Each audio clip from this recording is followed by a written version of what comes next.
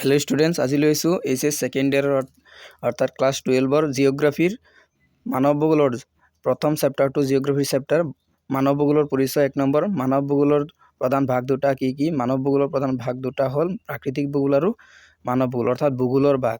পাৰিপাৰ্শ্বিক নিৰ্ণয়বাদ বুলিলে কি বুজায়? কোনো এক ভৌগোলিক ঠাইৰ প্ৰাকৃতিক পৰিৱেশ, জলবায়ু, প্ৰকৃতি, ভূমি গঠন, নদ নদী, মাটি, উদ্ভিদ লগতে এই ঠাইত বসবাস কৰা মানুহৰ জীৱন যাপন, সংস্কৃতি, অৰ্থনীতি, আচৰণক প্ৰধানকৈ নিয়ন্ত্ৰণ কৰে, তাকে পাৰিপাৰ্শ্বিক নিৰ্ণয়বাদ বুলি কোৱা হয়। পাৰিপাৰ্শ্বিক এনভাইৰনমেণ্টেল ডিটাৰমিনেশ্যন বুলি কোৱা হয়। সম্ভাৱ্যবাদ মানে কি বা সম্ভাৱনাবাদ মানে কি? সম্ভাৱনাবাদ হৈছে এক ভৌগোলিক তত্ত্ব য'ত প্ৰাকৃতিক পৰিৱেশ মানুহক কিছুমান সীমা আৰু সুযোগ দিয়ে, কিন্তু সেই সুবিধাবোৰৰ ভিতৰত মানুহে নিজৰ বুদ্ধি, প্ৰযুক্তি আৰু সংস্কৃতিৰ জৰিয়তে নিজৰ জীৱন যাপন নিৰ্ধাৰণ কৰে, তাকে সম্ভাৱ্যবাদ বুলি কোৱা হয়। সম্ভাৱ্যবাদৰ প্ৰৱৰ্তক আছিল ভিডেল দা ব্লাছি। এইটো 1 মাৰ্কৰ কাৰণেও আহে। আৰু তাৰপিছত আছে নব্য নিৰ্ণয়বাদ বা নৱনিৰ্ণয়বাদক কাক বোলে? নৱনিৰ্ণয়বাদ হ'ল এক আধুনিক তত্ত্ব য'ত মানুহ আৰু পৰিৱেশৰ মাজৰ সম্পৰ্কৰ বিষয়ে আলোচনা কৰা হয়। পৰিৱেশে মানুহক কিছুমান সীমা আৰোপ কৰে আৰু কিন্তু সেই সীমাৰ ভিতৰত মানুহে নিজৰ বুদ্ধি, প্ৰযুক্তি আৰু পৰিকল্পনাৰে উন্নতি কৰিব পাৰে। ইয়াৰ মূল প্ৰৱৰ্তক হ'ল গ্ৰিফিথ টেইলৰ। ইয়াৰ প্ৰৱৰ্তক মানৱ ভূগোলৰ ক্ষেত্ৰসমূহৰ বিষয়ে চমুকৈ লিখা। এইটো লং কুৱেশ্যন 5 মাৰ্কৰ কাৰণে আহে আৰু ভূগোলত হায়েষ্ট 5 মাৰ্কৰ কাৰণে আহে। 1 মাৰ্কৰ আহিব, 2 মাৰ্কৰ আহিব। গতিকে এইটো লং কুৱেশ্যন তোমালোকে চাই যোৱা। মই পঢ়ি গ'লে বহুত দীঘলীয়া হৈ যাব, গতিকে তোমালোকে চাই যোৱা। প্ৰথম আছে জনসংখ্যা ভূগোল। ভূগোলৰ যি শাখাত মানুহৰ জনসংখ্যা আৰু ইয়াৰ গঠন, ঘনত্ব, প্ৰকৃতিৰ বিষয়ে আলোচনা কৰে, তাকেই জনসংখ্যা ভূগোল বুলি কোৱা হয়। তাৰপিছত আছে অৰ্থনৈতিক ভূগোল। অৰ্থনৈতিক ভূগোল ভূগোলৰ যি শাখাত মানুহৰ আন্তঃগাঁথনিমূলক কাৰ্যকলাপ, উন্নয়ন, বিত্তীয় ব্যৱস্থা আদিৰ বিষয়ে অধ্যয়ন কৰে, তাকে অৰ্থনৈতিক ভূগোল বুলি কোৱা হয়। যেনে অৰ্থনৈতিক কৃষি ভূগোল আৰু চিকিৎসা ভূগোল হৈছে অৰ্থনৈতিক ভূগোলৰ চিকিৎসা। উদ্যোগ ভূগোলো হয়। উদ্যোগ ভূগোল হৈছে ইয়াৰ উদাহৰণ।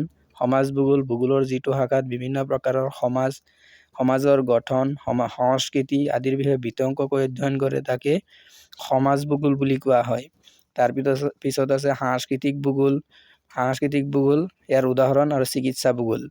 ৰাজনৈতিক ভূগোল ভূগোলৰ যি শাখাত বিভিন্ন শাখাত নিৰ্বাচন, প্ৰতিনিধিত্ব আৰু অন্যান্য ৰাজনৈতিক কাৰ্যকলাপৰ বিষয়ে অধ্যয়ন কৰা হয়, তাকে ৰাজনৈতিক ভূগোল বুলি কোৱা হয় বা পলিটিকেল জিঅ'গ্ৰাফী বুলি কোৱা হয়।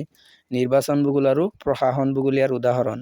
তাৰ পিছৰটো আছে জনবসতি ভূগোল। ভূগোলৰ যি শাখাত মানুহৰ বিভিন্ন ধৰণৰ বসতি, গ্ৰাম্য বসতি, নগৰীয়া বসতি, পৌৰ বসতি আদিৰ বসতিৰ পৰিকল্পনা কৰে, আলোকপাত কৰা হয়, তাকেই জনবসতি ভূগোল বুলি কোৱা হয়।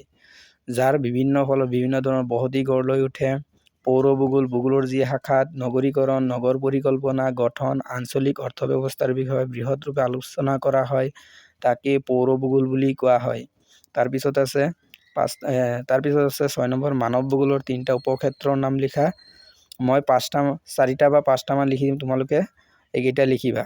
আৰু 5 মাৰ্কৰ কাৰণে আহিলে তোমালোকে ডেছক্ৰিপশ্যন কৰিবা, অৰ্থাৎ বহলাই লিখিবা, এটা পইণ্ট দিবা, অলপ 2 বা 3 লাইন লিখি দিবা।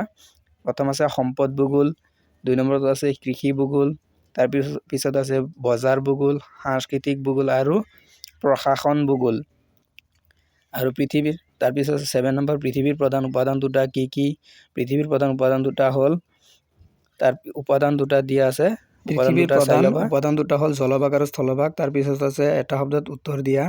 তলত উল্লেখ কৰা মতামতসমূহৰ মানৱ ভূগোলৰ সম্পৰ্ক নাথাকে। এইটো MCQ টাইপ 1 মাৰ্কৰ। এইকেইটা তোমালোকে চাই যোৱা, এইকেইটা আহিব। মই পঢ়ি নিদিওঁ, তোমালোকে চাই যোৱা। শুদ্ধটো দিয়া আছে অপশ্যনত, তোমালোকে ইয়াৰ পৰা লিখি ল'বা। আশা কৰোঁ ইয়াৰ পৰা তোমালোকে যথেষ্ট উপকৃত হ'বা। আৰু এটা কথা কওঁ, মই ইয়াৰ পৰা অৰ্থাৎ ভূগোলত এইচএছ ছেকেণ্ড ইয়াৰত মই 95 পাবলৈ সক্ষম হৈছিলোঁ। গতিকে তোমালোকেও পাবা ইয়াৰ পৰা। ময়ো তেনেকুৱাই লিখিছিলোঁ, গতিকে তোমালোককো দিছোঁ, তোমালোকেও এনেকুৱা লিখিবা। আৰু তাৰপিছত 2 নম্বৰটোত আছে, চাই যোৱা।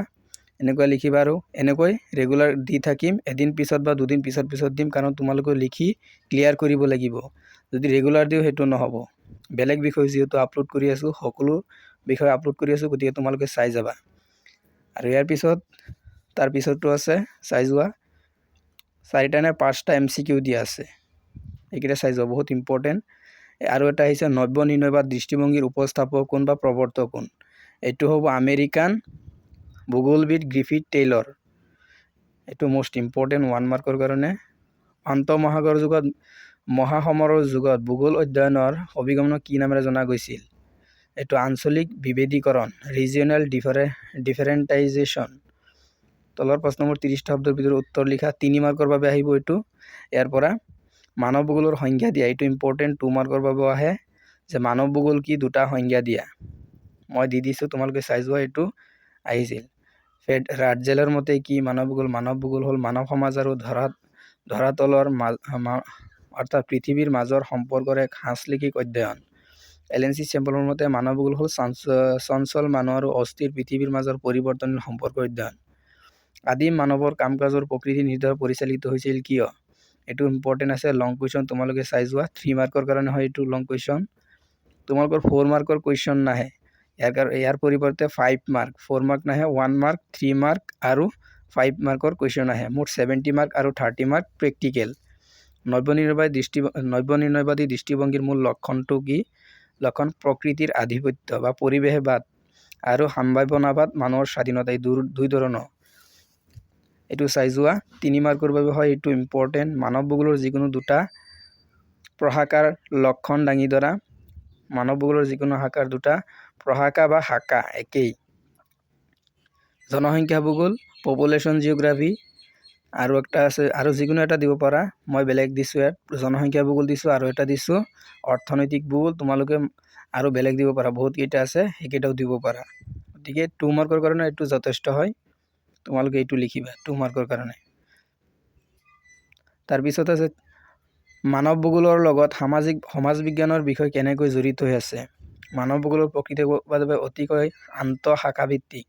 মানৱ সমাজৰ বিভিন্ন কাৰ্যকলাপ বুজাবলৈ সমাজ বিজ্ঞানৰ আনবোৰ বিষয় যেনে বুৰঞ্জী, ঐতিহাসিক ভূগোল, অৰ্থনৈতিক ভূগোল, সমাজশাস্ত্ৰ, সামাজিক ভূগোল আৰু ৰাজনীতি বিজ্ঞান, ৰাজনৈতিক ভূগোল আদিৰ লগত গভীৰভাৱে জড়িত। এই বিষয়সমূহৰ ধাৰণা আৰু তথ্যৰ সহায়তে মানৱ ভূগোলৰ মানুহৰ সামগ্ৰিক বিকাশৰ অধ্যয়ন সম্পূৰ্ণ কৰে।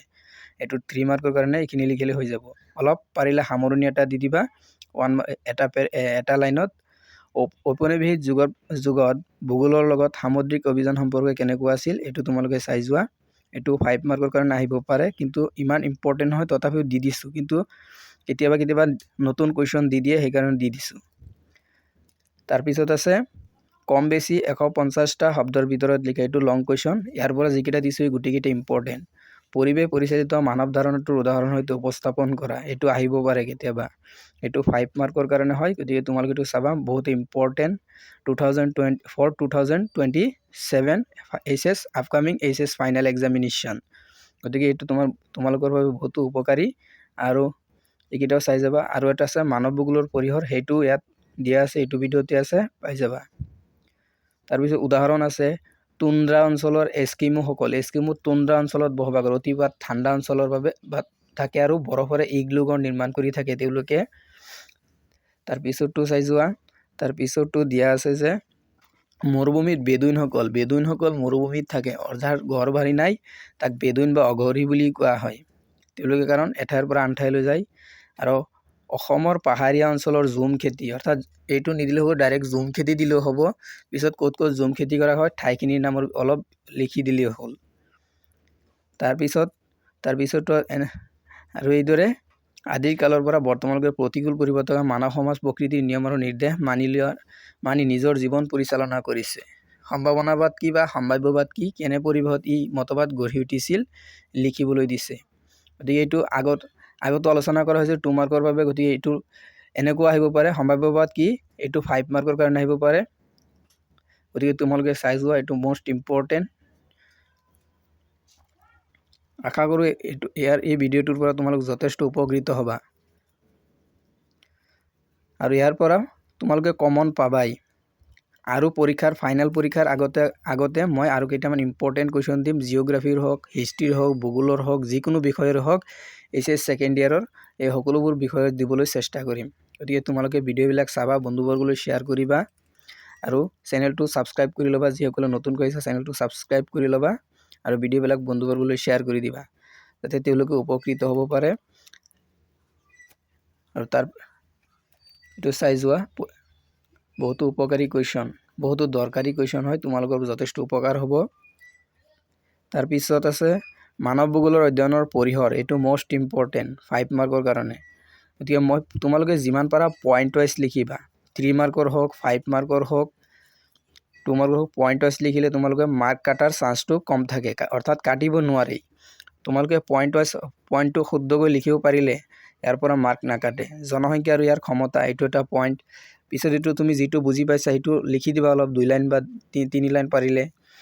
পিছত প্ৰাকৃতিক সম্পদৰ ব্যৱহাৰ, এইটো তুমি কি বুজিলা তাৰ পৰা অলপ লিখি দিবা, যে মুখস্থ কৰিব লাগিব তেনেকুৱা কোনো কথা নহয়, তুমি বুজি পাব লাগিব। তাৰপিছত আছে সাংস্কৃতিক ভূগোল বা বৈচিত্ৰ্য, এইটো তুমি কি বুজি পালা এইটো লিখি দিবা। তাৰপিছত আছে অৰ্থনৈতিক কাৰ্যকলাপ,